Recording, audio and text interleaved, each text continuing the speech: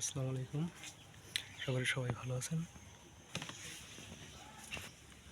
আজকে আসলে আমি সাগর কলায় সার এবং সেচ নিয়ে কথা বলবো।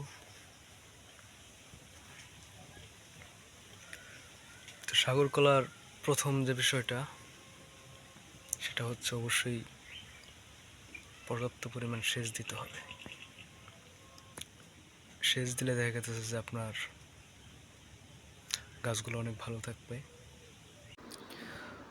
সার দেওয়ার সময় অবশ্যই আমাদের খেয়াল রাখতে হবে যে আমাদের কলা ক্ষেতটা যেন পর্যাপ্ত পরিমাণে ভেজা থাকে। সাগর কলা ক্ষেতের প্রধান যে বিষয়টা সেটা হচ্ছে ক্ষেতটা অবশ্যই ভেজা রাখতে হবে, কোনোভাবেই জানি ক্ষেত শুকিয়ে না যায়। আর শুকিয়ে গেলে তাড়াতাড়ি সেচ দিয়ে দিতে হবে।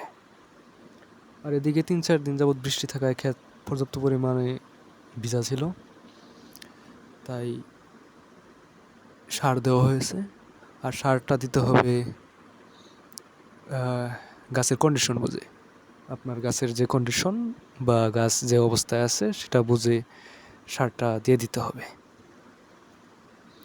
আর সার দেওয়ার যে প্রথম ধাপটা সেটা অবশ্যই খেয়াল রাখতে হবে, সারটা যেন গাছ থেকে কমপক্ষে 1 হাত দূরে থাকে, যেন গাছের একদম গোড়ায় লেগে না যায়।